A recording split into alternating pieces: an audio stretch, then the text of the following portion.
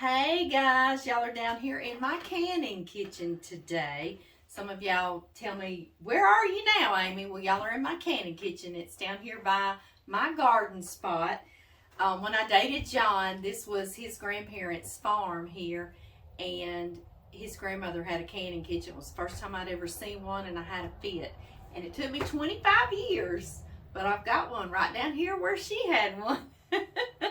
Anyway, that's what y'all are in right now, because I know it maybe looks a little cluttery here and there, but I'm canning. This is my canning room, and it's also our place to be where nobody's going to disturb us, right? Today, I have found that I have been making some recipes using Bisquick. Let me grab it. This right here.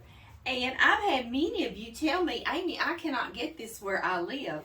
And there's lots of you in Europe, Scotland and Ireland and England and other places that, so I thought, you know what, we need to go back to the basics and we need to make our own Bisquick, right? Because we can do that. That's just a nice little shortcut, but if you've already got it made up, you still can make quick recipes if we make a lot up. So we're going to do 6 cups today of all-purpose flour, and all it takes is all-purpose flour, baking powder, some salt, and this is shortening, vegetable shortening, but you could use the shortening that's coconut. You can do what you want to with this. This is the recipe, but you can do whatever type fat you want to. Just remember, it's one that needs to be able to sit out room temp. Okay, and I did make this homemade when I made sausage balls for Father's Day just last month, and I said, well, let me homemade some and make sure, because I don't want to tell y'all a recipe and then it not turn out right, because that's my biggest place I use Bisquick, is making sausage balls for all the daddies. I made 4 batches, some for my daddy, my husband, and both my boys. So anyway, I did try it out and it works just as well, and you couldn't tell the difference between the Bisquick ones or the homemade Bisquick. So that's fabulous, and I like that. So now I'm going to share it with y'all.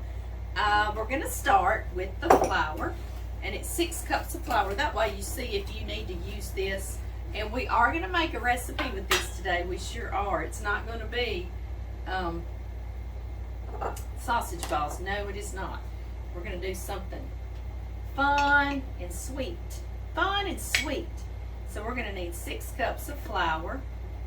I need a big old canister down in here that I don't have to be so careful around it, right? Not spill it. That's 1. That dip down in there? Yeah. 2. I know y'all been missing me. I've been missing y'all too. We were working on a community project uptown. Our church is trying to launch it. 3. Y'all gotta help me count. My food processor isn't big enough. I did that last time I made it. I did it in 2 batches. So let's do that, shall we? No, because it's 3/4 cup of shortening. Okay, we're moving on. We're going to do it. I must have done it. I wasn't on camera with y'all, so I thought, oh yeah, it'll be all right. That was 4. And this is 5. 6. We made it, guys. It's kind of concerning, but we made it in there. I don't know what I did back when I was making it for Father's Day. I was running around the kitchen. I didn't have time to be concerned, I guess, right? And into that, we're going to put 2 teaspoons of salt. 1, 2. Like that. And then baking powder, we're going to do 2 tablespoons of baking powder. I'm going to use a knife. These big old cans of baking powder don't have that scraper that's built into it. I love those smaller cans because they've got that. That was 1. And 2. There we have it. Let me get that lid on before I make a mess and spill all that or something. or something. And then 3/4 cup of shortening. And I happen to have 3/4 cup shortening in here. Yes, I do. Let me get it all out of here. And we're just going to pulse this in this food processor. And if you don't have a food processor, I'm sure you could cut it in with 2 knives, or you could use a fork or pastry cutter and cut it in there. But it is so easy in this food processor, so I hope you have one. Mine just came from Walmart. It was like $19.99 years ago, okay? Years. And we're just going to pulse this until it's totally not big chunks of shortening. Y'all know, kind of like right before you make a dough. So, here we have it. And I'm going to start pulsing.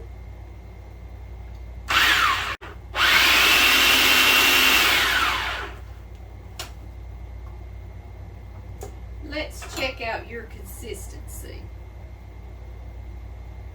And just like magic, you know it's good if you can squeeze it and you see how it stays together pretty much. Just like you're about to make a dough.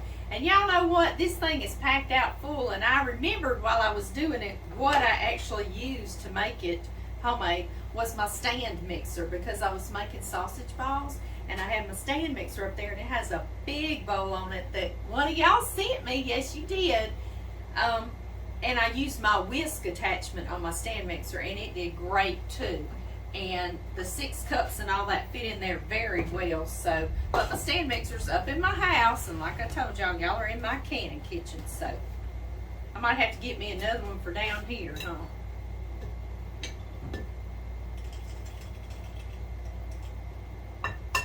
There we go. And we have made homemade baking mix, or Bisquick, aka, right? I was going to show you what they look like, the difference in the Bisquick and this, and it's the same. It is the same, guys. It sure is.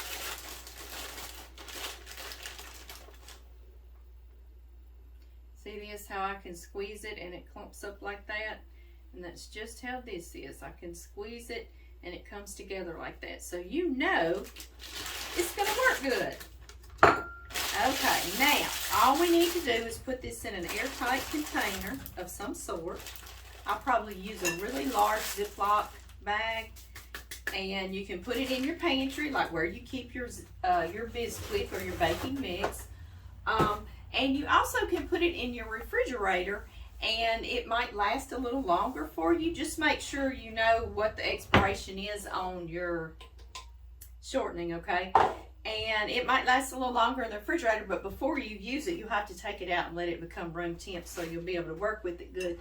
But this is it, y'all. Now we've got homemade baking mix that y'all can do in all those recipes that I use that Bisquick. So we went back to the basics today, and what I'm going to do, my next video is going to be a buttermilk pie, and it's also going to have this in the description box. If you go to the description box, you will find this recipe as well on YouTube. Facebook doesn't have a description box, and they don't let you like link videos and all that. So I'm sorry, but if you go to YouTube, you can find all that. So anyway, I will see y'all real shortly on the next video, okay?